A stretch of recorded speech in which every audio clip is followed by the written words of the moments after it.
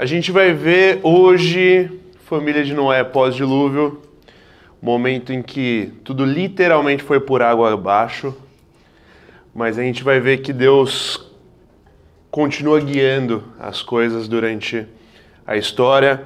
É interessante ver a saída deles da arca e tudo que se segue, até porque a gente vai ver que até agora foi um momento muito interessante onde Noé teve diante de Deus a compaixão dele, a misericórdia dele por ver em Noé um homem justo, um homem honesto e tudo mais.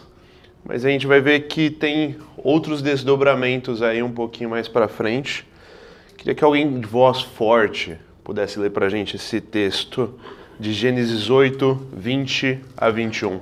Então Deus disse a Noé: saiam da arca você, sua mulher, seus filhos e as mulheres deles.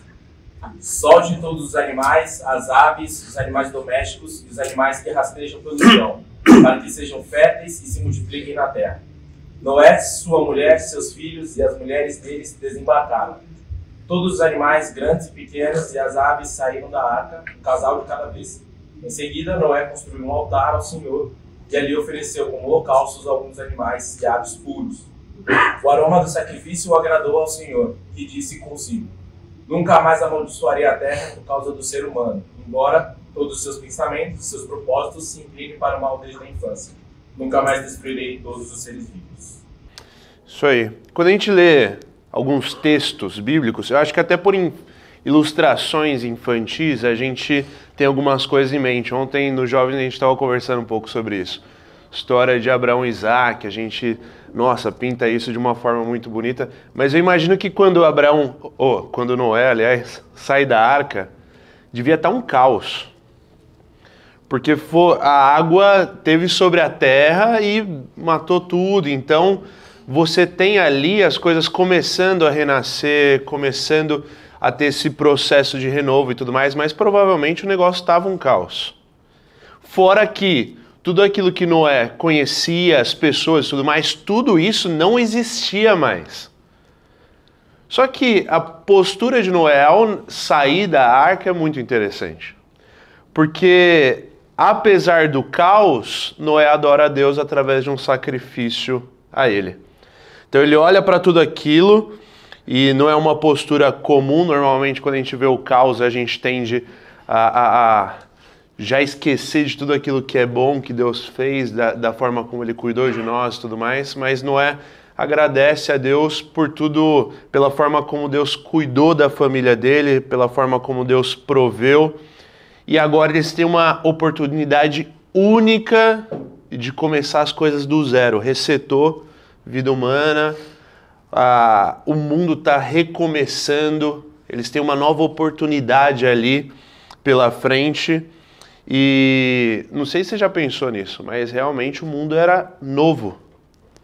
Eles eram os únicos seres humanos ali e eles iam começar a vida na Terra novamente. Então eles têm ali algo muito importante, uma responsabilidade muito grande na mão, mas algo bem interessante da gente pensar. Eles não tinham mais, claro, as tecnologias, as construções, as pessoas, tudo aquilo já era, mas por outro lado também eles não tinham as más influências, eles não tinham a pressão da sociedade, eles não tinham uma série de questões por estarem ali, só eles, a família de Noé. Mas tem uma questão muito interessante que o Marcos Soares vai colocar no livro, e eu vou perguntar para vocês. Noé está ali com a família dele, vai começar a vida humana na Terra, vai começar a caminhar de novo com o mundo em si. E a minha pergunta para você é: e se essa família fosse a sua família? Quais seriam os resultados disso para a humanidade? E você tem que ser sincero, né? Às vezes você vai falar, putz, a humanidade estaria perdida, né? É uma responsabilidade grande. Se fosse você, sua família, ali, para vocês recomeçarem a vida na Terra, como seria isso? hoje? Você como filho, você como pai, você como esposa, marido, como que isso se daria? E quando a gente pensa nisso, a gente pode até sentir aquele alívio, porque na realidade não foi a gente, né? Se fosse a gente, talvez seria caótico, ia ser difícil segurar os filhos com tanto espaço no mundo. Mas, e se eu disser que essa é a nossa realidade? Não como Noé, claro, as coisas não acabaram e vão recomeçar, a gente não tem um dilúvio, apesar de São Paulo ser uma cidade com muitos alagamentos, a gente não tem nada como dilúvio. Mas o nosso lar pode ser esse local de recomeços dentro do mundo, diante da sociedade. Uma reconstrução de vida que pode ser vista pelo bairro, pode ser vista pela cidade, pode ser vista pelas pessoas ao nosso redor, pela igreja e até mesmo pelo nosso país. O nosso lar é um lugar de reconstrução, de transformação, de recomeços também. Deus é um Deus de recomeço. E a minha pergunta é: como você tem criado a sua família, ou como a sua família tem caminhado no sentido de influenciar a sociedade e dar às coisas uma nova ordem? Como que a sua família tem sido nesse sentido? Perguntas para a gente meditar.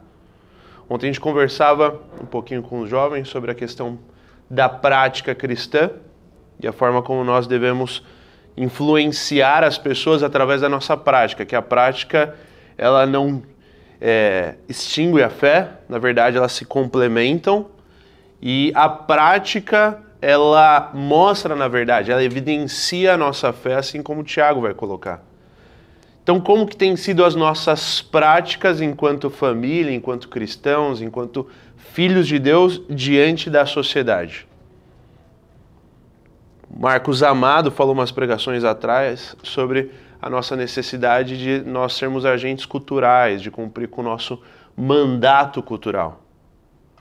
A gente precisa entender o nosso espaço aqui. Nós somos agentes de mudança numa sociedade que jaz no maligno, e a gente tem a resposta para a vida. As pessoas estão aí fora se perguntando o porquê da vida, os motivos, por que eu vivo, para que eu sirvo, e a gente tem uma resposta: Deus. Deus te criou, Deus tem um propósito, Deus tem um porquê, Deus te dá uma nova identidade, Deus te dá um propósito, e esse propósito ressignifica a vida como um todo, né?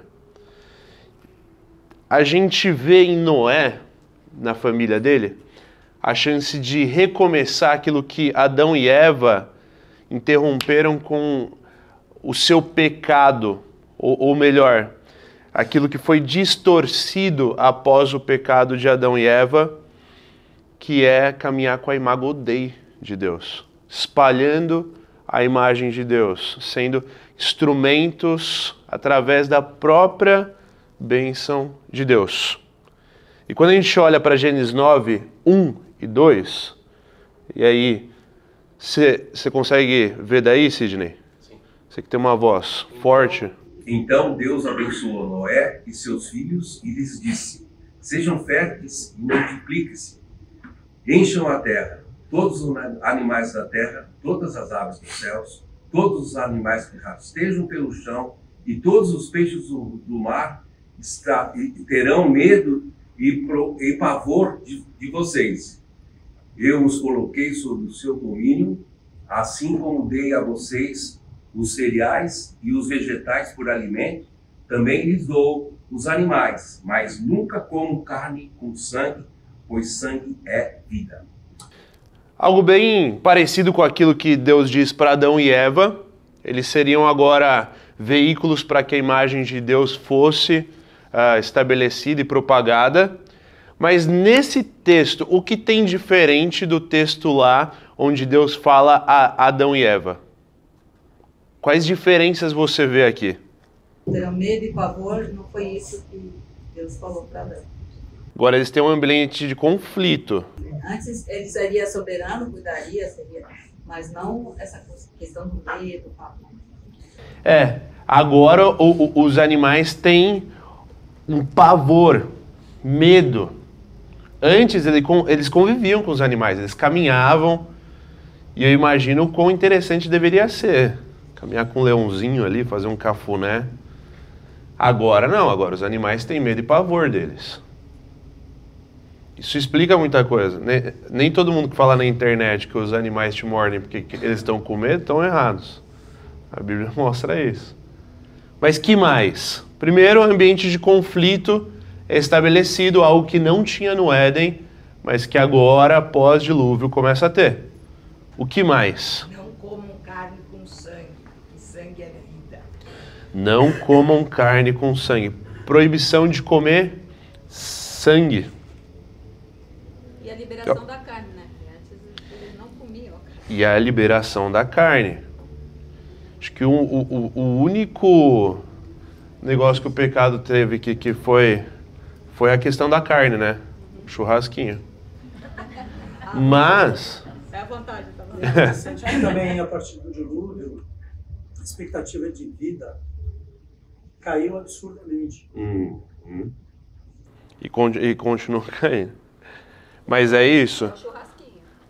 É isso. Nós temos, então, um ambiente de conflito, nós temos a questão do sangue, nós temos a liberação da carne, agora eles têm uma nova dieta. Antes, todos viviam como vegetarianos. Eles não comiam carne. Agora, liberação da carne para comer. E tem mais um detalhe aí. Tem 4 pontos, 3 já foram.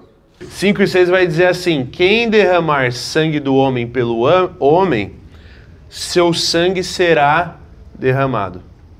Ou seja, quem ferir a imagem de Deus presente no ser humano, ele deveria ser morto. Então a gente tem aqui também uma questão a gente pode colocar como pena de morte, no sentido de alguém ir contra a criação de Deus, ir contra a imagem de Deus, matando alguém. Seria a morte, né? O que não tinha. Sim. Fala de morte, isso não existia. Lá não... Tem uma marca de vingança e morte, né? Sim, estabelecida na raça humana. Que já deu suas caras, a gente já vê ali desde o princípio, mas que agora ela está bem presente. E mesmo Noé, sendo um homem correto, íntegro, como a gente vê ali, ele sendo escolhido por Deus por conta disso também, mesmo ele caminhando junto com Deus, sua família vendo todo o cuidado de Deus com eles, mesmo assim, logo depois deles saírem da arca, deles oferecerem sacrifício, a gente vai ver um episódio, aliás, a gente vai ver primeiro Deus estabelecendo aliança com Noé, através do arco-íris, um símbolo muito bonito, mas que hoje, inclusive, tem sido usado distorcidamente, de forma... E é um símbolo que serve de lembrança para nós. Sei que é bonito o arco-íris, a gente fica vislumbrado quando vê um arco-íris. Mas ele também tem que ter um peso de símbolo para nós, ele tem que nos lembrar da aliança de Deus com Noé. Isso deve ser uma lembrança na nossa mente. E o dilúvio, a gente vê Deus ali colocando a sua aliança com Noé. E se parasse aqui, estava lindo. É aquele filme que se encerrasse aqui, a gente falava, nossa, esse filme é... Mas o dilúvio não foi o suficiente para que a raça humana tomasse jeito, para que ela, de alguma forma, retornasse à santidade com a qual ela foi criada. E aí, a gente vê que mesmo com o perdão, com a misericórdia de Deus, a gente vê a perversão ainda presente na raça humana. Pedro fala a respeito de uma destruição que vai acontecer inclusive futuramente no fogo, a gente vê que a terra não mais será destruída por água. Mas Pedro contrasta isso colocando a questão do fogo. Contudo, o dia do Senhor virá como ladrão, os céus descerão com terrível estrondo, e até os elementos serão consumidos pelo fogo, e a terra e tudo que nela há serão expostos. Visto, portanto, que tudo ao redor será destruído, a vida de vocês deve ser caracterizada por santidade e devoção, esperando o dia de Deus e já antecipando sua vinda. Nesse dia ele incendiará os céus, os elementos se derreterão nas chamas. Nós, porém, aguardamos com grande expectativa os novos céus e a nova terra que ele prometeu, um mundo pleno de justiça. Ou seja, a gente está vendo aqui Pedro colocando essa questão de purificação de Deus, Deus purificando a terra através do fogo, com a sua justiça. Então a gente vê que lá no dilúvio não foi o bastante para que a raça humana virasse a chave e falasse, não, agora a gente precisa caminhar com Deus. Na verdade, a gente vê esses sinais de perdição, a gente vê esses sinais de depravação na raça humana, assim como a gente disse, usando o próprio arco-íris como uma representação de algo que é totalmente contra aquilo que Deus quer para a sua... Fala de abominação, né? Fala de abominação. Essas práticas são abomináveis. E Romanos vai colocar para nós uma questãozinha que a gente precisa lembrar sempre sobre a raça humana.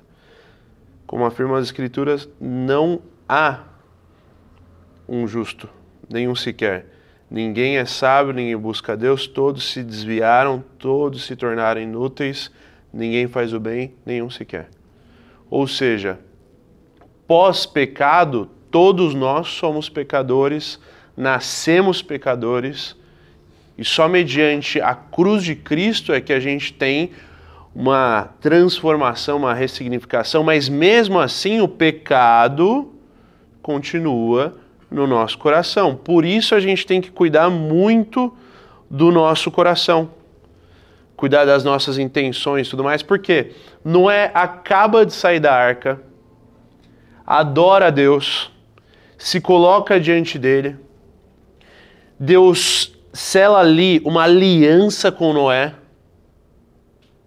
e logo depois a gente vê essa cena. Quando Noé se recuperou da bebedeira, Noé aqui havia feito uma videira, como uma vinha, como um lavrador que era, provavelmente um bom vinho, se embriagou.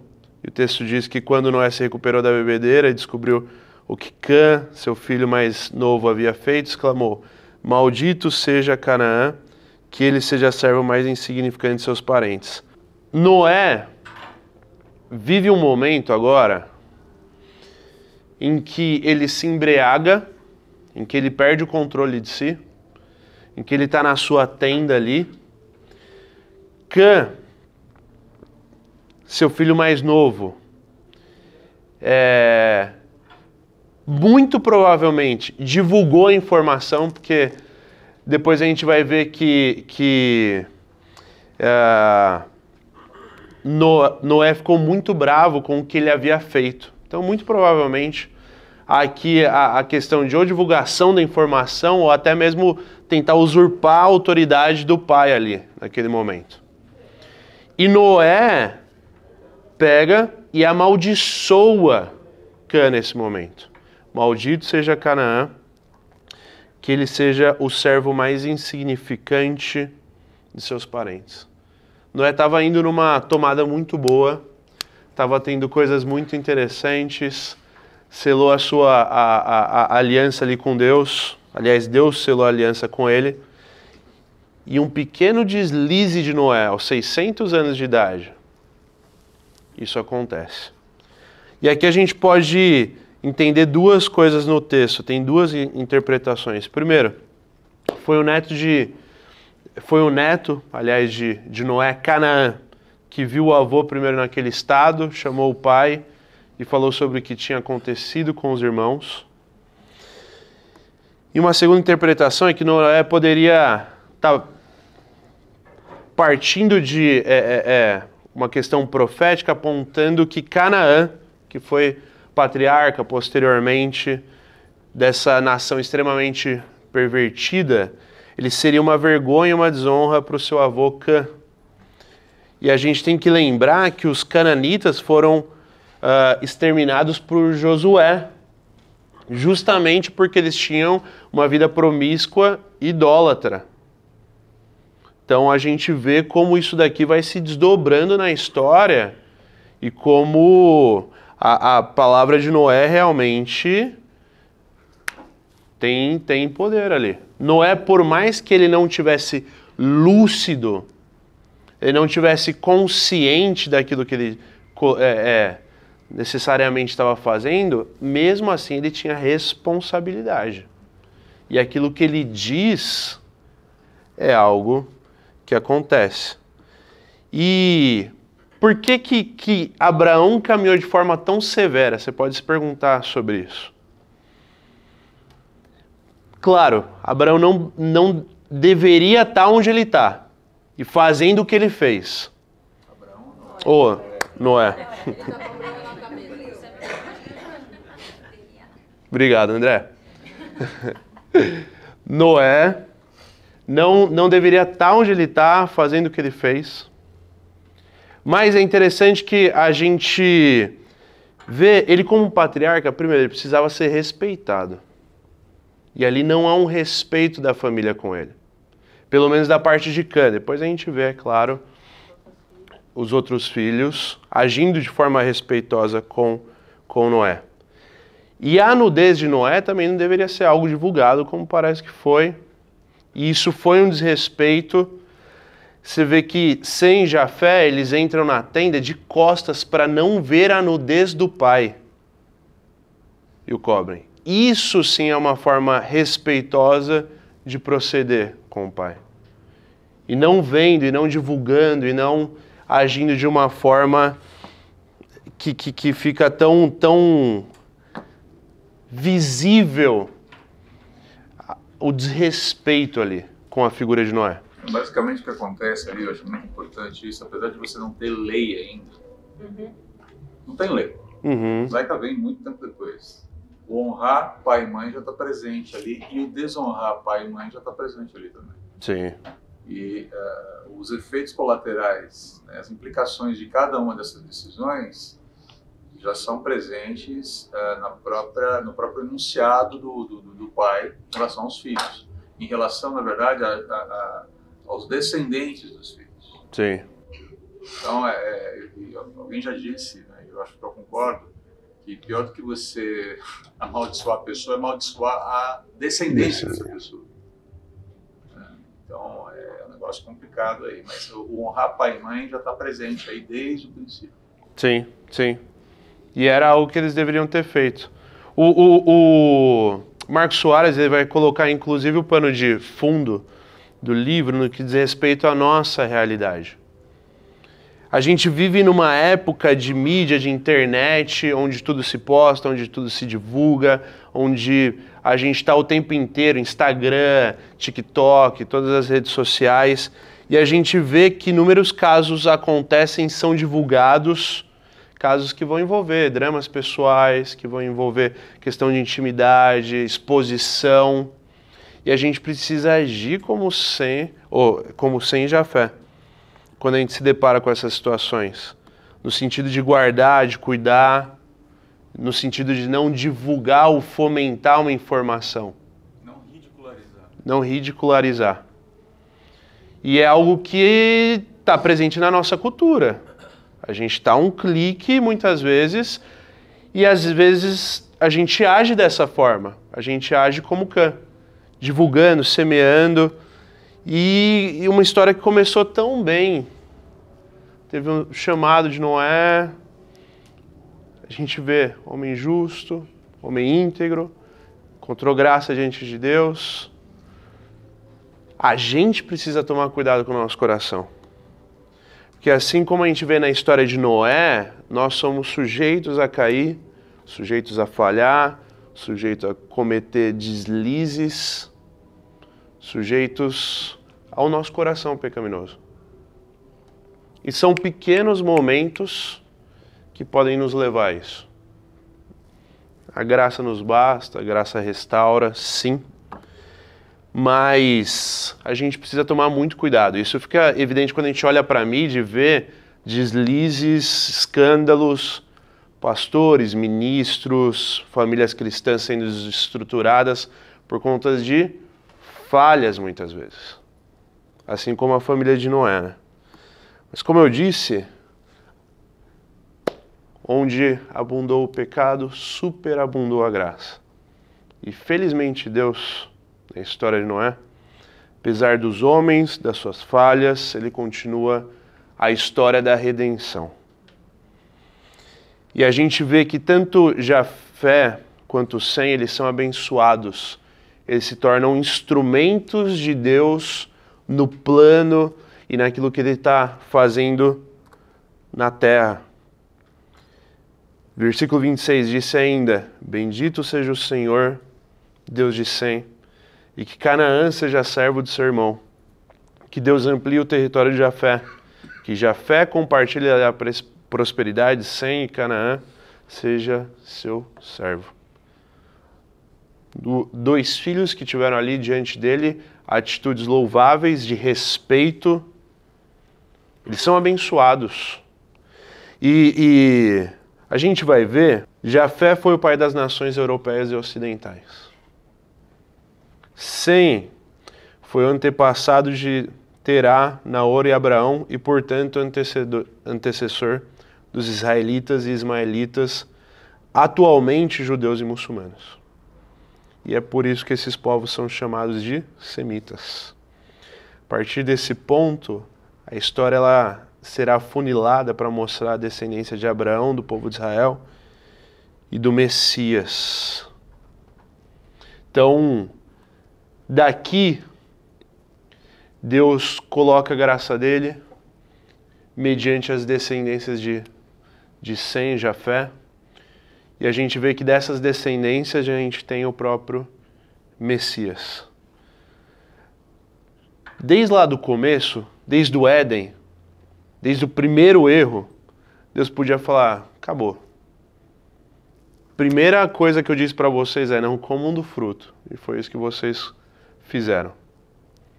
Deus poderia ali já dar um basta na raça humana, mas Deus está o tempo inteiro olhando, agraciando, transformando, ressignificando e fazendo com que esse plano de redenção realmente se cumpra. E a pergunta que eu faço para nós é: mediante os nossos erros, mediante as nossas quedas, os nossos pecados, e mediante a graça de Deus e o entendimento disso, a gente vai se colocar diante de Deus como instrumentos de graça, instrumentos de salvação, instrumentos de redenção, ou a gente vai se colocar diante de Deus como instrumentos de desgraça, instrumentos onde, infelizmente, o nome de Deus não é visto, honrado ou glorificado através das nossas vidas. Cabe a nós entender, compreender se nós seremos um instrumento de graça e salvação na vida das pessoas ao nosso redor que compreendem a Deus como o guia da história, como aquele que perdoa os pecados, como aquele que redime as famílias. A gente não vai presenciar um dilúvio e um recomeço da sociedade, da humanidade, mas nós podemos ser instrumentos e nós somos chamados a ser esse instrumento para que a graça de Deus seja disseminada, para que o reino seja propagado, para que nós preguemos as boas novas de Deus. E as boas novas, elas ressignificam, elas transformam, elas fazem com que as pessoas entendam o lugar onde elas estão, o Deus que as criou e o propósito que Ele tem para cada um de nós. Que a gente não haja ou não seja, assim como Cristo diz que alguns serão, chegarão até Ele, falarão que servirão a Ele. Ele diz: Nunca os conheci, afastem-se de mim, vocês que obedecem à lei. Mas que ao contrário disso a gente possa se colocar diante de Deus entendendo que Deus transforma a nossa vida.